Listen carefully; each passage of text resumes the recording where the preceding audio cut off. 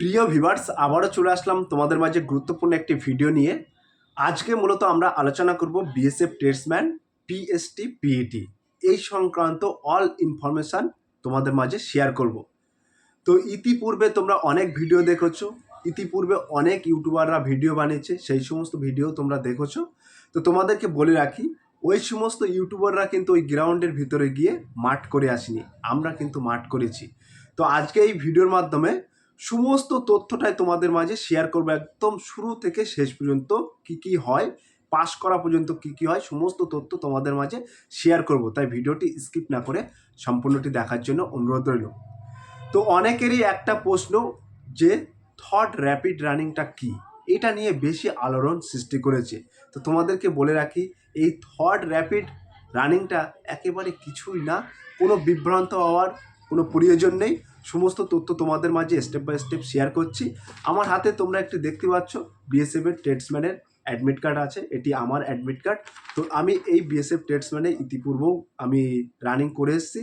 তো কি হয় এবং কি ডকুমেন্টস লাগে, পিএসটি, পিইটি সব তথ্যই তোমাদের মাঝে শেয়ার করব। তো তোমাদেরকে বলে রাখি, একটু বিএসএফ ট্রেডসম্যানের সম্পর্কে ইনফরমেশানটা একটু আমাদের জানা দরকার, যারা একেবারে নতুন আসছো। তো তোমাদের এই যে ভ্যাকান্সি বিএসএফ ট্রেডসম্যানে, এই যে ভ্যাকান্সিটা কতটা ছিল তোমাদের জানা আছে? 3588টি কিন্তু তোমাদের শূন্যপদ ছিল। এর মধ্যে মেল ক্যান্ডিডেট অর্থাৎ পুরুষ ক্যান্ডিডেটদের মধ্যে শূন্যপদ ছিল 3406টি এবং ফিমেলদের জন্য শূন্যপদ ছিল 182টি। তো একেবারে যারা নতুন প্রার্থী আছো তাদের এই সমস্ত ইনফরমেশান জানা অতি জরুরি।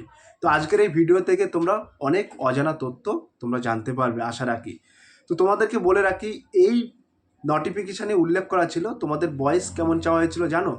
বয়স কিন্তু চাওয়া হয়েছিল 18 টু বিটুইন 25 ইয়ার্স, অর্থাৎ যে সমস্ত প্রার্থীদের 18 বছর থেকে 25 বছরের মধ্যে বয়স আছে তারা কিন্তু সরাসরি আবেদন করতে পারবে।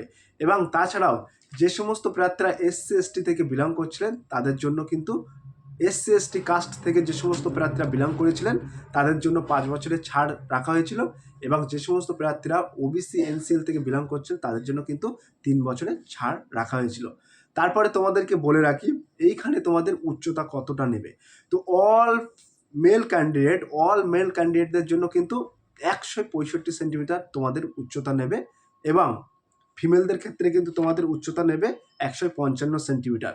কেবলমাত্র যারা এসসি ক্যান্ডিডেট আছে, এসটি, তো এসটি ক্যান্ডিডেটদের ক্ষেত্রে কিন্তু বিশেষ ছাড় আছে। তো এবং হিল এরিয়া থেকে যে সমস্ত প্রার্থীরা বিলং করছেন তাদের ক্ষেত্রেও কিন্তু বিশেষ ছাড় আছে। তো তোমাদের চেস্ট কতটা নেবে, এইগুলো কিন্তু ছোট ছোট ইনফরমেশান তোমাদের অতি জানা জরুরি, সেই জন্য কিন্তু তোমাদের মাঝে শেয়ার করছি।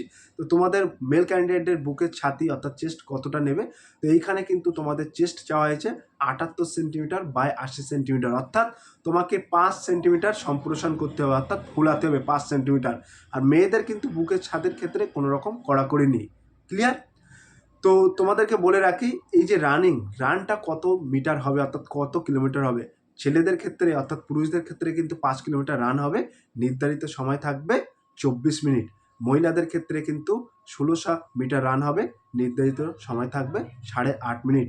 এইটি কিন্তু পিইটির সিলেকশান প্রসেস, এটা রানের ব্যাপার এবং পিএসটির ব্যাপারটা হলো, ঠিক আছে। পিইটি পিএসটিটা কিন্তু কমপ্লিট হয়ে গেল। এইবার শুরু থেকে তোমাদের জার্নিটা একটু বলি। যাদের কোচবিহার গোপালপুর 78-79 ব্যাটালিয়ানে পিএসটি পিএটি এক্সাম পড়েছে তারা কিভাবে যাবে সেটা বলি। তোমাদেরকে বলে রাখি, কলকাতা, উত্তর 24 পরগনা, দক্ষিণ 24 পরগনা, বীরভূম এই সমস্ত সিটি বা এরিয়া থেকে যে সমস্ত প্রার্থীদের মাঠ পড়েছে এই কোচবিহার গোপালপুরে, তারা কিভাবে যাবে।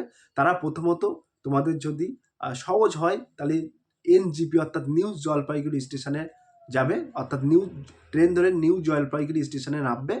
নামার পরে ওখান থেকে কিন্তু তোমাদের 3 ঘন্টা থেকে 3.5 ঘন্টা জার্নি বাসে করে, একেবারে তোমাদের বাসে করে যেতে হবে ওই কোচবিহার গোপালপুরে তোমাদের বিএসএফ ক্যাম্পাসের সামনে নামিয়ে দেবে।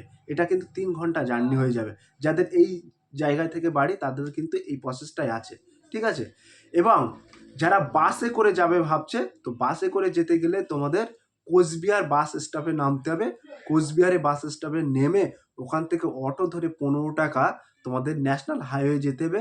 ন্যাশনাল হাইওয়ে থেকে 5 কিলোমিটার দূরেই কিন্তু এই Coochbehar Gopalpur 78 battalion BSF campus. ওখান থেকে 15 টাকা ভাড়া নেবে।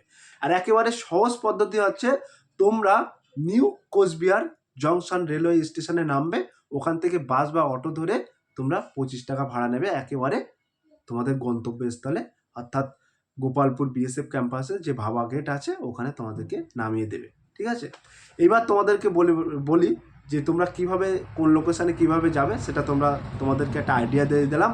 আর এখন যে নেটের যুগ, তোমরা একটু সার্চ করে নেবে। তো মানুষের মধ্যে অর্থাৎ নতুন ক্যান্ডিডেটদের মধ্যে একটা অলরণ একটা বিড়ম্বনা তৈরি হয়েছে যে র্যাপিড রানিংটা কী। তো তোমাদেরকে বলে রাখি, এইখানে যেহেতু পিইটি লেখা আছে, নট পিএসটি। পিএসটি হলে কি, আগে তোমাদের ফিজিক্যাল মেজারমেন্ট টেস্ট হবে, অর্থাৎ ফিজিক্যালি স্ট্যান্ড টেস্ট যেটাকে বলে। তো এখানে কিন্তু তোমাদের আগে পিইটি লেখা আছে, মানে আগে কিন্তু তোমাদের দৌড় হবে। কোনো রকম হাইটে কিন্তু প্রথম হাইট মাপা হবে না, সবাইকে একসাথে কিন্তু দৌড় করাবে। তোমাদের 7:30 থেকে কিন্তু রান স্টার্টিং হচ্ছে। ঠিক আছে, তার আগে একটু স্কিপ করে আমরা ব্যাগে আসি।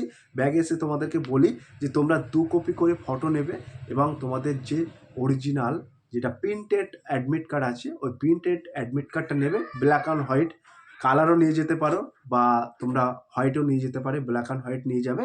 এবং তোমাদের অ্যাডমিট কার্ড সাথে তো অবশ্যই নেবে, তার পাশাপাশি তোমাকে একটা গভর্নমেন্ট অথরিটি প্রুফ যেমন আধার কার্ড, প্যান কার্ড ইত্যাদি একটা প্রুফ অবশ্যই তোমরা নিয়ে যাবে। ঠিক আছে, তো তার আগে একটুখানি ব্যাগে এসে স্কিপ করে বলি, তোমাদের ঘর ভাড়া কিন্তু ওখানে থাকছে। তোমরা যদি গ্রুপ করে থাকতে চাও তাহলে কিন্তু 70 থেকে 80 টাকার মধ্যে তোমরা ঘর ভাড়া পেয়ে যাবে। একটা ঘরে 7-8 জন করে থাকতে পারবে। এবং যদি তোমরা বলো যে না আমরা 2 জন করে একটি ঘরে থাকবো, তাহলে 100 টাকা থেকে 120 টাকা পর্যন্ত লাগছে। ঠিক আছে, তো তোমরা প্রথমে দেখবে ওখান থেকে টোটোয় করে নামার সাথে সাথে তোমাদেরকে বলবে দাদা আমার বাড়িতে আসুন, আমার বাড়িতে ভালো রুম আছে ইত্যাদি। তোমরা কিন্তু কাড়িয়ে নেবে যে দাদা এই টাকা আমরা দেবো, যদি রাখতে চান রাখুন, নাহলে আমরা অন্য জায়গায় যাব। এটা কাড়িয়ে নেবে। ঠিক আছে, আমাদের আঞ্চলিক ভাষায় কাড়িয়ে নেওয়া বলা হয়। ক্লিয়ার? তো তোমাদেরকে বলে রাখি, তোমরা ঘর ভাড়া থাকবে, একদিন আগে সবাই যাবে, যেহেতু এখানে পিএসটি পিইটির ব্যাপার আছে, জার্নির ব্যাপার আছে। একদম ঘুমটা সলিড করবে। আর এবং 4টে-5টার দিকে উঠবে না, এরকম তোমাদের ভোরবেলা ওঠার কোনো দরকার নেই। 4টে-5টার দিকে উঠবে। ঠিক আছে, অনেকেই 3:30 4:30 ওঠে। 5টার সময় উঠবে, ফ্রেশ হবে, ধীরে ধীরে কিছু একটা ছোট্ট হালকা টিফিন করবে। টিফিন করার পরে তোমরা এক্সাম যে সেন্টার আছে দেখবে একদম পাঁচিলের পাশ দিয়ে তোমাদেরকে লাইন দিয়ে দিচ্ছে, ওই লাইনে দাঁড়াবে। ঠিক আছে, এখন যেহেতু ঠান্ডার সময় তোমরা মাফলার বা ইত্যাদি যে সমস্ত আমাদের শীত নিয়ন্ত্রণ করার জিনিস আছে সেরকম কিছু পরে যাবে। পরে যাওয়ার পরে তোমরা যে মাঠ আছে, সরি পাঁচিল আছে, পাঁচিলের পাশ দিয়ে তোমাদেরকে বসিয়ে দেবে। তোমরা বসে থাকবে এবং এক এক করে যখন গেটের ওখানে এন্ট্রি করাচ্ছে তখন তোমাদের যে প্রিন্টেড অ্যাডমিট কপি, ওই অ্যাডমিট কপিটা তো একটু বলি যে এই ভিডিওটা বড় হলেও তোমরা ধৈর্য সহকারে দেখো, অনেক ইনফরমেশান জানতে পারবে। আমি একদম কোনো রকম এখানে স্কিপ করে কথা বলছি না, সমস্ত কথাটা ফ্ল্যাশভাবে বলে দিচ্ছি যাতে তোমাদের এই ভিডিওটা অনেক হেল্পফুল হয়। ঠিক আছে, দ্বিতীয়ত ওই যখন প্রিন্টেড অ্যাডমিট কপি এবং আধার কার্ড নিয়ে তোমাদেরকে এন্ট্রি করাবে, এন্ট্রি করার পরে ডান সাইডে দেখবে তোমাদের একটি টেবিলে ডাকা আছে, সেখানে কিন্তু তোমাদের আধার কার্ডটা এবং প্রিন্টেড অ্যাডমিট কার্ডটা জাস্টিফাই করানো হচ্ছে। যদি সঠিক থাকে তাহলে ওইখানে তোমাদের সই করে নিচ্ছে। এবং কোনো রকম যদি তোমাদের ভুল থাকে, নামের ভুল বা তোমার ডেট অফ বার্থের ভুল, এইরকম কোনো যদি ফলস থাকে বা রং থাকে তাহলে কিন্তু তোমাদেরকে একটু বসিয়ে রাখছে। কোনো যদি সাপোর্টিং কপি দেখাতে পারো তাহলে তো হয়েই গেল, নাহলে কিন্তু 2IC এবং সিওকে ডেকে সেটাকে ডিসকাস করিয়ে দিচ্ছে অ্যাডমিট। ওখানেই তোমাদের ল্যাপটপ আছে, ওখানেই কম্পিউটার আছে, ওখান থেকে ওরা উইন্ডো করে কারেকশান করে দিচ্ছে, কোনো ভয় খাওয়ার কোনো চাপ নেই। ঠিক আছে, এবার তারপরে তোমাদেরকে নির্দিষ্ট রানিং পয়েন্টে নিয়ে যাচ্ছে, ওখানে দেখবে বড় বড় টেন্ট আছে, ওই টেন্টে বসিয়ে রাখছে। বসিয়ে রাখার পরে তোমাদেরকে 2টো করে ফর্ম দিচ্ছে, অ্যানেক্সার 1 অ্যানেক্সার 2, কোনো ব্যাটালিয়ানে একটা করে ফর্ম দিচ্ছে। সেইখানে কিন্তু তোমাদের রোল নাম্বার এবং তোমার কুট মার্ক, কাট মার্ক যেটাকে বলা হয়, কাটার দাগ বা তিল আছে, সেটাকে ওই আইডেন্টিফিকেশান ইনফরমেশানটা ওখানে উল্লেখ করতে হচ্ছে এবং তোমার অ্যাড্রেস ইত্যাদিগুলো এটা ন্যাচারালি সিম্পল ফর্ম্যাটটা ফিল আপ করতে হচ্ছে। ফিল আপ করে একটা টেবিলে জমা করতে হচ্ছে, তখনই কিন্তু তোমাদের এখানে একটা চেস্ট নাম্বার দিচ্ছে। ঠিক আছে, চেস্ট নাম্বার দিচ্ছে। ওই চেস্ট নাম্বারে তোমার চেস্ট নাম্বার লেখা আছে, প্লাস একটা স্ক্যান কোড আছে, দেখবে স্ক্যান কোড। ওই স্ক্যান কোডটা কিন্তু তোমাদের স্ক্যানিং হবে, ঠিক আছে? তুমি কত পাক রান করছো সেটা স্ক্যানিং, সেন্সার সিস্টেম। তো আস্তে আস্তে সব কিছুই বলবো, তোমাদের মাঝে শেয়ার করবো, ঠিক আছে? এবার ওই ফর্মটা ফিল আপ করার পরে আবার অনেক অনেক জায়গায়, যেমন সীমানগরে বা মালদায় যেটা নারায়ণপুরে ক্যাম্প আছে, ওখানে কিন্তু চিপস দিচ্ছে, পায়ে চিপস লাগানি দিচ্ছে, ঠিক আছে? আবার অনেক অনেক জায়গায় স্ক্যানার, ওই যে চেস্ট নাম্বারটা দিচ্ছে, পিছনে সামনে দুটো সাইডই কিন্তু front side back side scanner থাকছে। তো ওটা দেওয়ার পরে তোমাদের থাম ইমপ্রেশন করছে, থাম টাম দেওয়ার পরে তারপরে তোমাদেরকে কিছুক্ষণ বসিয়ে রাখছে। বসিয়ে রাখার পরে এবার যদি তোমাদের জল খাওয়ার দরকার হয়, তোমরা স্যারকে বলবে যে স্যার একটু জল খেতে যাচ্ছি, বা টয়লেট লাগার বিষয় থাকে সেটা বলবে, তোমাদেরকে যেতে দিচ্ছে, ঠিক আছে? ওখানে খুব সুন্দর পরিবেশ, বিএসএফদের ব্যবহারটাও খুব ভালো। আবার ম্যাডামও আছে, কিছু কিছু ম্যাডাম আছে, খুব সুন্দর, ভালো ব্যবহার, কোনো চাপ নেই। হ্যাঁ, তো তোমাদেরকে বলে রাখি, তারপরে তোমাদের যখন রানিং পয়েন্টে নিয়ে যাবে, ঠিক আছে? রানিং পয়েন্টে যখন নিয়ে যাবে, তোমাকে কিছু ইনস্ট্রাকশন দিচ্ছে। একটা বড় অফিসার আছে ওখানে, 2 IC সম্ভবত সেকেন্ড ইন কমান্ডান্ট। ওই সেকেন্ড ইন কমান্ডান্ট স্যার তোমাদেরকে সুন্দরভাবে 3টে ভাষায় তোমাদেরকে ইনস্ট্রাকশন দিচ্ছে, ইংলিশ, হিন্দি, বাংলায়, 3টে ভাষায় বলে দিচ্ছে যে কোনো রকম তোমরা অপরকে ল্যাং মারবে না, যেটা আমাদের আঞ্চলিক ভাষায় বলে পায়ে পা দিয়ে ফেলিয়ে দেয় বা কিনোর গুঁতো দেয়, এই সমস্ত যেসব, যাদের কোনো রকম কোনো প্রার্থী যেন ইনজুরি না হয়, সেরকম বেস্ট সুন্দর সুন্দর কিছু কথা, ইনফরমেশান, ইনস্ট্রাকশনগুলো দিচ্ছে স্যারটা, খুব ভালো স্যার। দেওয়ার পরে তোমাদেরকে বলা হচ্ছে, দেখো এইখানে যে প্রথমে দাঁড়ালে তুমি প্রথম থেকেই তোমার সময় নির্ধারিত করাবে, এরকম কোনো কিছু ব্যাপার নয়। যে থট র্যাপিড রানিংটা কি বলা হয়েছে, এরকম বড় তোমাদেরকে প্যাড পাতিয়ে দিচ্ছে। প্যাড মানে যেরকম আমাদের কোনো ভিআইপি আসলে দেখবে লাল রঙের কিছু কার্পেট পাঠিয়ে দেয় না, ওরকম বড় একটা কার্পেট পাতানো আছে, ওটা হচ্ছে রবারের কার্পেট। ওইখানে তুমি পা দেবে, অর্থাৎ তোমার পা যখনই ওখানে পড়বে, তখন থেকেই তোমার চেস্ট নাম্বার অনুযায়ী তোমার টাইমিংটা কাউন্ট হবে। এই না যে তুমি আগে দৌড়ালে বলে তুমি ফার্স্টে তোমার কাউন্ট হবে, ওরকম বিষয় না। যে শেষে আছে, সে যখন ওখানে পা দেবে তখন থেকে তার কাউন্টিং শুরু, ঠিক আছে? এইখানে কোনো হুড়োহুড়ি করবে না, ঠেলাঠেলি করবে না যে আমি ফার্স্ট যাবো, আমি সেকেন্ড যাবো, আমি প্রথম দাঁড়ালে আমার সময়টা কম লাগবে, হেনতেন ইত্যাদি কোনো বিষয় না। ফার্স্ট গেলেও যখন ওই প্যাডে পা দেবে তখন কাউন্টিং শুরু হবে, যে শেষে আছে যখন পা দেবে ওই প্যাডে তখন কাউন্টিং শুরু হবে, ঠিক আছে? তো ওই কাউন্টিং শুরু হচ্ছে। তো তোমাদেরকে বলে রাখি যে এই কোচবিহার যে তোমার কোচবিহারে যাদের রান পড়েছে, এটা কিন্তু পিচ গ্রাউন্ডে তোমাদের রান হচ্ছে, এটা কিন্তু ফিল্ড গ্রাউন্ড না, পিচ গ্রাউন্ডে রান হচ্ছে। প্রথমে একটা অফিসার আছে, কনস্টেবল স্যার আছে, তার কিন্তু ভিডিও ক্যামেরা করতে করতে যাচ্ছে বাইকে বসে, ঠিক আছে? গ্রাউন্ড আছে, গোল গ্রাউন্ড, পিচ গ্রাউন্ডে রান হচ্ছে।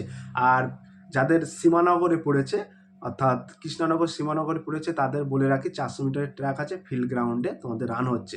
এই ফিল্ড গ্রাউন্ডে যাদের রান হচ্ছে তাদের কিন্তু সেন্সার সিস্টেম থাকছে, এখানে সেন্সার সিস্টেম থাকছে, কোনো রকম কিন্তু লুকোচুরির কোনো গল্প নেই। অনেক সময় আমরা ফেল করলে বলি যে টাইমিংটা কমিয়ে দিয়েছে স্যারেরা, এরকম কিন্তু আমরা অভিযোগ করি, বলো করি না? এটা কিন্তু নয়, এখানে কিন্তু তোমাদের একেবারে প্রিন্টেড কপি চলে আসছে। এটাকেই বলে থর্ড র্যাপিড রানিং। তোমার চেস্ট নাম্বার অনুযায়ী তোমার একটা প্রিন্টেড কপি চলে আসছে, যে তুমি কত মিনিট, কত সেকেন্ডে, কত কিলোমিটার দৌড়েছো, কত কিলোমিটার রানিং করেছো, একদম পুরো লিস্ট চলে আসছে। তো তোমরা রান করার পরেও তোমরা কনফিউশনে থাকবে যে আমি পাস করেছি না ফেল করেছি, বুক ধরপড় করবে, কারণ ততক্ষণ পর্যন্ত কোনো রেজাল্ট আসবে না। এখানে কিন্তু কেউ লাল ফিতে নিয়ে দাঁড়িয়ে থাকবে না, কোনো স্যারেরা, ঠিক আছে? যে আসো আসো তুমি পাস করে গেছো ইত্যাদি, এরকম কিন্তু কোনো রকম লাল ফিতে নিয়ে দাঁড়িয়ে থাকবে না। শুধু ফিনিশ তোমাদের মনে রাখতে হবে, কপাক মারছো, ফিনিশ হয়ে গেল, ঘরে ঢুকে গেলে, ঘরে ঢুকে যাওয়া সবাই কিন্তু একটা ঘরে ঢুকে যাবে, ঠিক আছে? মানে একটা টেন্টের মধ্যে ঢুকে যাবে, তার মধ্যেও কিন্তু অনেকে ধোঁয়াশা থাকবে যে আমি পাস করেছি কি ফেল করেছি, কারণ যতক্ষণ না পর্যন্ত এই প্রিন্টেড কপিটা আসছে, তারপরে দেখবে একটা প্রিন্টেড জেনারেট কপি চলে আসবে তোমাদের মাঝে।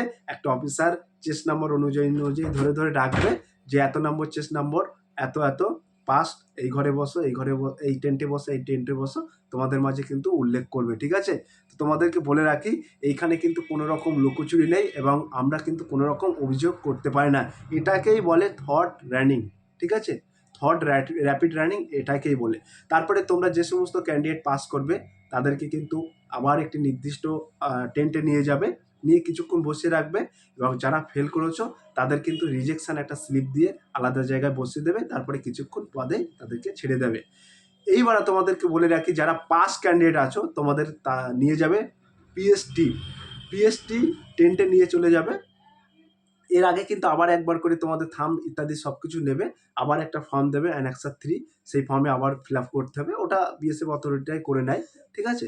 তারপরে তোমরা যখন তোমাদের যে পিএসটি টেন্টে নিয়ে যাবে তখন কিন্তু তোমাদের উচ্চতা, তারপরে গিয়ে চেস্ট, ওয়েট ইত্যাদি মাপ। তো যে সমস্তরা মাঠে পাস করবে, যে সমস্ত প্রার্থীরা মাঠে পাস করবে, তো সেই সমস্ত প্রার্থীদের কিন্তু একটি নতুন টেন্টে নিয়ে যাবে একটা স্যার এসে। সে নতুন টেন্টে নিয়ে যাওয়ার পরে তোমাদেরকে কিছুক্ষণ বসিয়ে রাখবে, তোমাদের সাথে আড্ডা মারবে, দেখবে খুব সুন্দর সুন্দর কথা বলবে, ফৌজ মে জানা হয় ইত্যাদি এই সমস্ত কথা তোমাদেরকে বলবে, বেশ মজা করবে। তারপরে তোমাদের কিন্তু পিএসটি টেন্টে নিয়ে যাবে, সেখানে কিন্তু তোমাদের উচ্চতা মাপা হবে।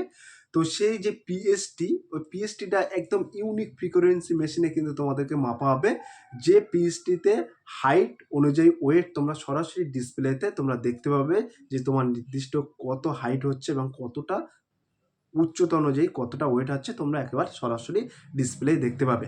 আগে কি হতো, আমাদের উচ্চতা কতটা মাপছে স্কেল দিয়ে আমরা নিজেরা কিন্তু দেখতে পেতাম না, যেটা বলতো সেটাই আমাদেরকে মেনে নিতে হতো।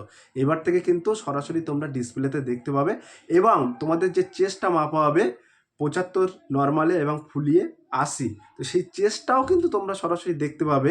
এই স্কেলটা কিন্তু এই যে ফিতে দিয়ে মাপছে না, এবার ইউনিক একটা বেশ সুন্দর একটা জিনিস দিয়ে তোমাদের এই চেস্টটা মাপছে। সেখানে কিন্তু তোমাদের চেস্ট কতটা ফুলছে বা নর্মালে কতটা আছে সমস্তটাই তোমরা দেখতে পাবে। তো পিএসটি পিএটিতে যারা পাস করবে তাদেরকে বলে রাখি, এখানে কিন্তু কোনো রকম ওয়েটের কড়াকড়ি করছে না এবং যাদের চেস্ট ফুলছে না তাদেরকে কিন্তু ডন মারার সুযোগ দিচ্ছে।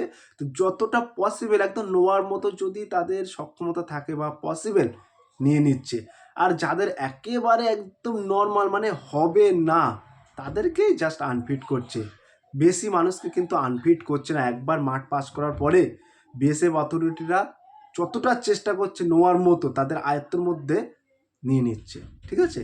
আর একেবারে যাদের ডিসেবল মানে একেবার হচ্ছে না তাদের কিন্তু এমনি বাদ দেবে ভাই।